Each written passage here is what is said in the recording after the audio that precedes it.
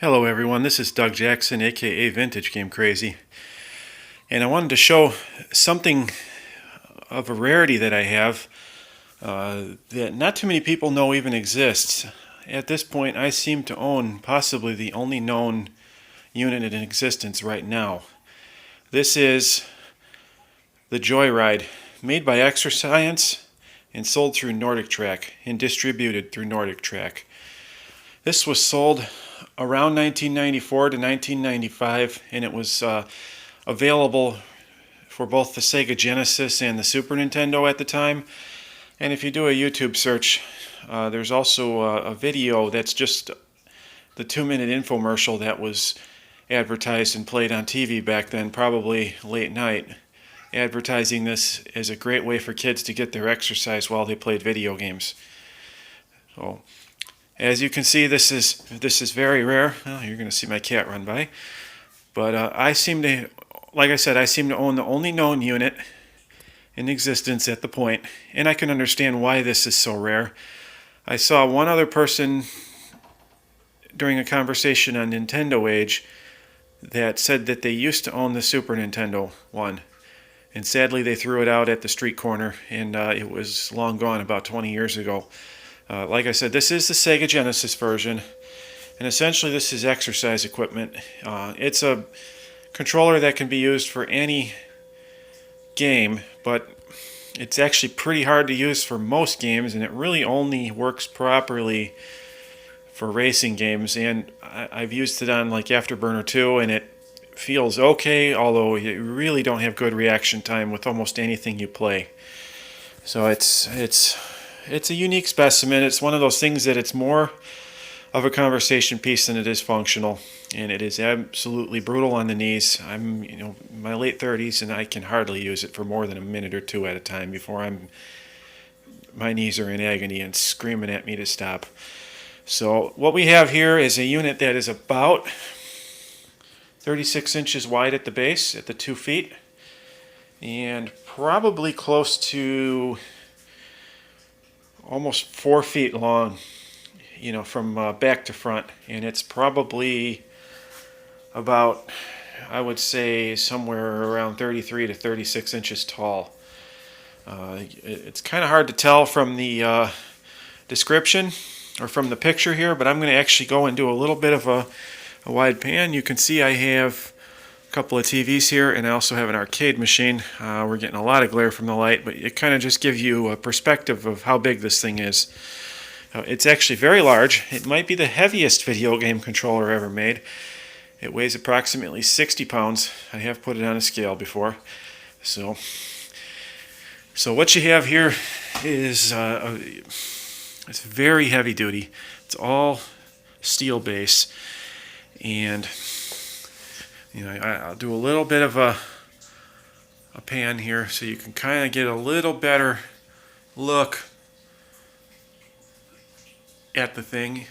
So essentially what you have here is a chair that you have to push back on with your knees and your feet and rock it around. You sit in the chair here and you put your feet on the footrests here, and this is made for, anybody can use this thing. You can pull this pin out here, and this will allow the footrest to slide, up for shorter people or down. I got to put it at the end for me because I'm 6'2", and it fits me and it supports my weight very well. And you have basically joysticks, except these are not joysticks, they're just hand grips. When I first got this thing, it was actually broken. And what these are is, if you've ever seen a quick shot joystick for the Super Nintendo or Sega Genesis, they're made out of the same parts. And when I got this, it was broken, so I took a standard quick shot Sega Genesis controller and just rebuilt this thing with all those parts, because this housing and handle was all pretty cracked up. So I rebuilt everything, and what you have here is you sit in the chair, you push up on it with your feet, and it rocks around. I'll come around to the front of it here. You can see there's a very heavy rubber block in there that this whole entire housing hangs from. and this rocks around. You rock around on this, and it allows you to push off. This knob up here adjusts the tension and the friction. It makes it easier or harder to push up on. Harder the tighter you make it. So you can adjust it to your liking. I don't see why you'd want it so tight because it's hard enough to use as it is. So essentially what the chair is a joystick. This is a digital joystick here. There is some notches here, and this little hook can hook on any one of these to adjust the positioning of it. I found the only way it really works and stays in place is on the front. And what you have is essentially a bungee right here that's hooked. So you have a joystick, and now if you look at it, this is neutral, this is forward, this is back, and left and right are inverted. So that is actually going right, this is going left. And it kind of is like that way, I assume, to simulate the feeling of being in a car, or driving, or being in a plane.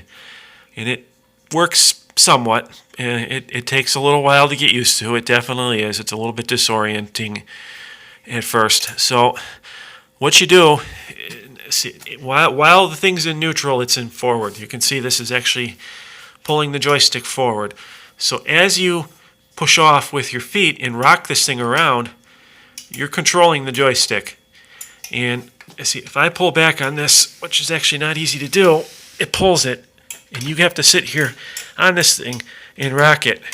So you're not only doing basically squats, like weightlifting type of squats, you're moving your knees all over the place, and this thing will make your knees scream. It is unbelievable how sore you will get in 5 minutes. And if you do it for any longer than that, you're going to be having a hard time walking the next day. You're going to be so worn out and tired. So you rock this thing around. Like I said, it can be used on any game. I actually had a video game party, it's been a couple years ago now, and one of my friends was using this thing, and we were playing Teenage Mutant Ninja Turtles for the Sega Genesis, and he was playing, co-op with another friend of mine, and he was actually doing better than my friend when he was using a controller, and so we were, laughing hysterically at that. So it can be used for whatever, but it's not recommended. It doesn't work that well. If you look up at the top here, that both joysticks, or control handles, you've got you've got A on the front is the front trigger, and B, C, start, and this is turbo. Now the other side, if you look at it here, is identical. So it's essentially right-handed or left-handed. That's so that way you can use it for flight sims, and it works kind of the same. So you have two cords, telephone style cords, which could be good or bad. They plug in on the front using phone jacks. I see this thing's a little dusty. It needs to be cleaned off. And then you have one more cord coming from the actual joystick. It all plugs into here. And then right at the bottom here, this comes out. And if you look at this, right here, it's a 9-pin, if I can get it to focus a little bit, 9-pin Sega Genesis plug. So it essentially is a very fancy, very bulky, very rare Sega Genesis controller. I totally stumbled on this by accident. To make a long story short, I had run into this thing. I injured my ankle, and I was doing some physical therapy. And I went to the the therapy, the place that did the rehabilitation, and it actually is owned by a father of a friend of mine.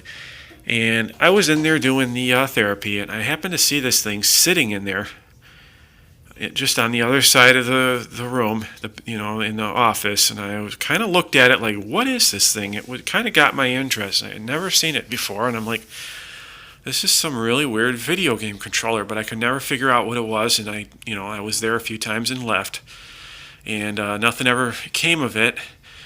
And long story short, I run into my friend Steve a couple years later, and I'm a plumber. He called me and asked me for some plumbing advice, and I well, he didn't end up having to pay for it because I gave him some advice and he was able to fix everything on his own. So he said, you know what, my parents are giving me back all my video games and I really don't want them. You don't have to buy them from me. You really gave me some great advice, saved me several $100, so just, it's yours. And I didn't think much of it, and it took probably several months. Later on, he called me up and he's like, well, I really can't find a whole lot of it, but I found my Sega Genesis. And then, oh, my dad gave me this one controller and it's huge, and hopefully you can fit it in your car. So lo and behold, here's this controller that was in this doctor's office. I run back into it so many years later, and I talked to him about it. He says his dad bought it for them when they were kids, and he remembers using it and enjoying it, and they all thought it was pretty cool. And the thing retailed for $399.95 at the time, and I remember the video says you can make installment payments on it. And essentially it's the equivalent of in about 2019, it's about $675. So just think about a kid now asking their parents to buy them a $675 video game controller. Really wasn't going to be happening too much. I think very few of these were sold, and I can't imagine them selling more than a handful. And if you watch the infomercial, it is really bad, and you can tell they literally have no idea who they're targeting this to. I think this thing probably would have done better if they made a specific game to take advantage of it, like an exercise game or, maybe a couple games, even if they were really basic. But if they were just something that would take advantage of its strengths, and if they possibly catered this to adults, I think they might have been able to move a few more units.